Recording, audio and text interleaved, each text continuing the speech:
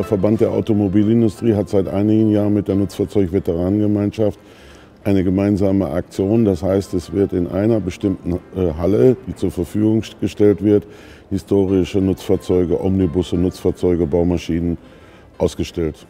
Schauen Sie mal, wenn Sie heute im Jahre 2010 hier die IAA besuchen, so finden Sie viele moderne Fahrzeuge, die zukünftig den Unternehmer in seinem Geschäft unterstützen. Hier stehen Nutzfahrzeuge, die Anfang der 50er Jahre gebaut worden sind und den Vätern und Großvätern nach dem Zweiten Weltkrieg dazu verholfen haben, wieder Geld zu verdienen. Und diese Autos haben dann trotz alledem nicht den Weg in den Hochofen gefunden und sind dann von den heutigen Eigentümern wieder in diesen fahrfähigen oder restaurierten Zustand versetzt worden. Und das ist Emotion. Und Emotion ist ein Thema, aber ganz wichtig ist, dass wir den jüngeren Generationen, also heute den Kindern und Enkelkindern der Unternehmer, zeigen, wie der Großvater und Vater sein Geld damals schwer verdient hat. Denn diese Fahrzeuge, die Sie hier sehen, die verfügen weitestgehend über keine Servolenkung, Bremsassistenzsysteme und sonstige Dinge. Da war der Fahrer, der Kraftfahrer, dieses Wort absolut zutreffend, Kraft und Fahren. Und heute ist es bei den modernen Fahrzeugen aus den verschiedensten Gründen heraus eigentlich für mich persönlich als Präsident der Nutzfahrzeug-Veteranengemeinschaft ein Fahrzeuglenker. Und viele dieser Arbeiten, die früher der Kraftfahrer hat übernehmen müssen, die muss er heute nicht mehr. Er fährt rückwärts irgendwo an eine Rampe und bleibt im Fahrerhaus sitzen und er darf noch nicht mal aussteigen, wird der LKW entladen. Hier, diese Fahrzeuge, wurden früher per Hand beladen und entladen. Den Paletten- und Gabelstapler war Anfang der 50er Jahre oder weit bis in die Ende der 50er Jahre ein Fremdwort.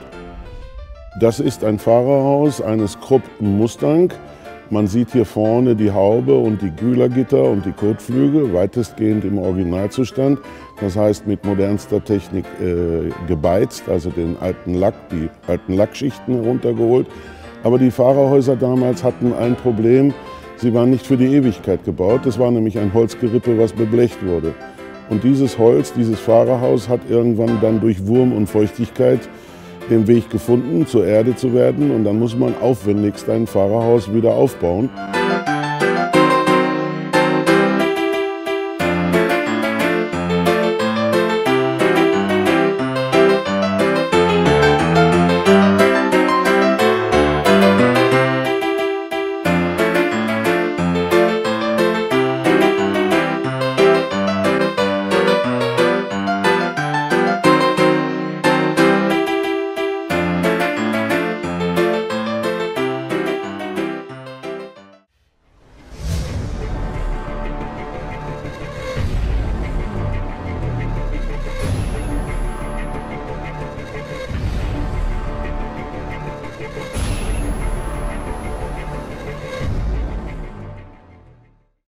Bauforum 24 TV.